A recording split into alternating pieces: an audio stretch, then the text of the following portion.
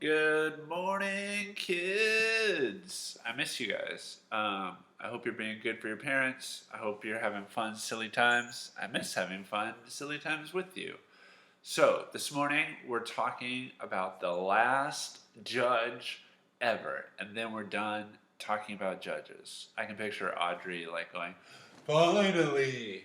Last judge ever, because it was the last judge, and we'll talk about why it was the last judge next week. But the last judge ever, his name was Samuel. But before we get to Samuel, we're going to get to a lady named Hannah. Now, Hannah had a husband, and once a year they went on a trip. Sorry, I'm petting my kitty. She's probably going to pop up in the video. They went on a trip to the temple, which was like the big church. And when they go to the temple, they make their sacrifice. Now, Hannah, even though she was married, she wasn't able to have any children. And everyone in the town would like point fingers at her and be like, "Where's Hannah? She doesn't have any children."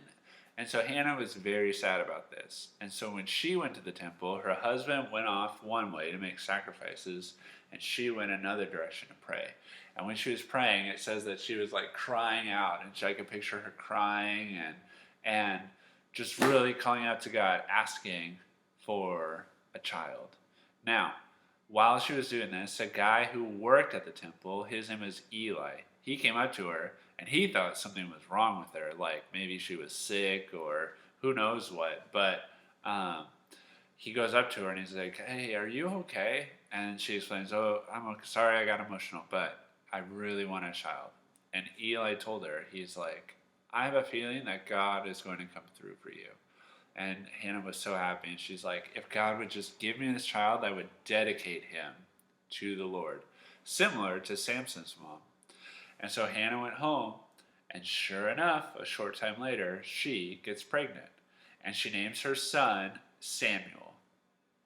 And years go by, and Samuel is about 10 years old. And they go back to the temple, and Hannah brings Samuel with her. And when they get to the temple, she goes up to Eli and she's like, "Remember me? Remember? Look at who I have with me now." And she's like, "This is my son, Samuel." And Eli was so excited for her, like, "Yes, God came through for you. It finally happened." And Hannah said, God kept his promise to me. And so I am going to keep my promise to God.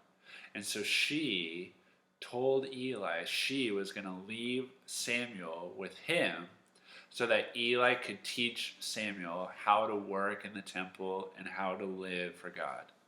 And so Eli agreed, and he would raise Samuel to teach him how to live for God.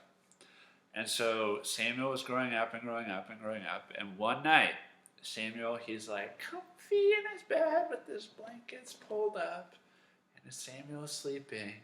And then he hears a voice, and it says, "Samuel, Samuel." And Samuel is like, "What?" And so he hops out of bed, and he runs to Eli's room, and he shakes Eli awake. Maybe some of you have gone into your parents' bedroom at night and woken them up, right? He wakes Eli, and he's like, "Eli, why did you call my name? What do you want?"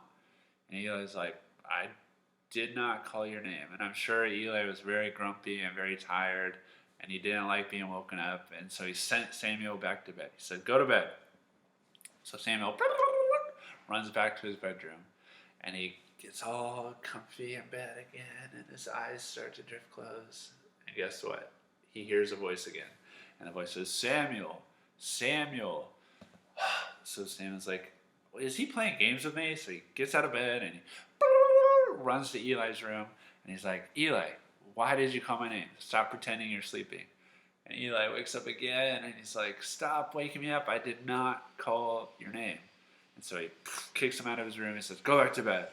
So Samuel scurries back to bed, takes off his slippers, pulls the blankets up, gets nice and cozy again, right as he's drifting off into La La Land. "Samuel, Samuel." He hears the voice again. So he runs back to Eli's room to try to catch him before he can pretend to be asleep again. But sure enough, Eli is sound asleep.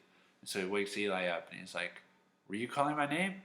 And Eli finally figures out what is happening.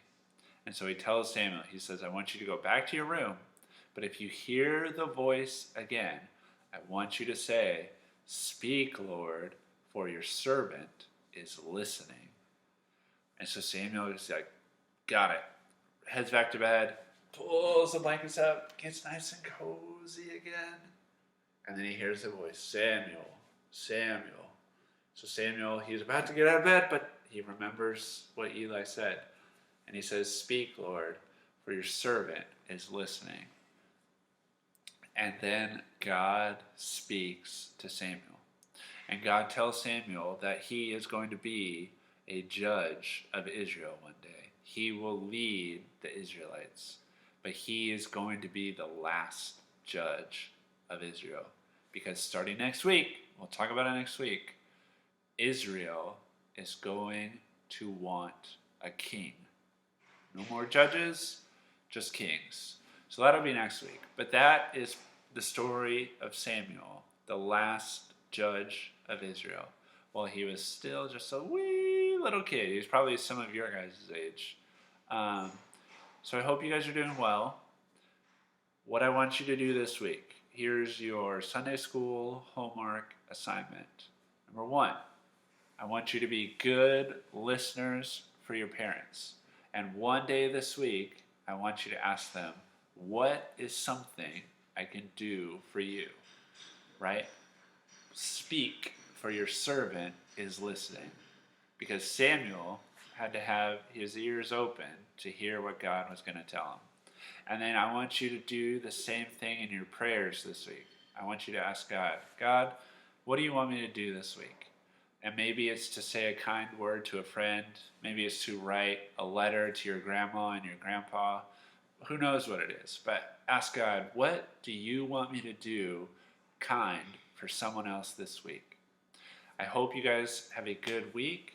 I miss you a lot. I hope you are having fun and staying safe. And I hope that I will get to see you soon. But that's it for now. I will talk to you later.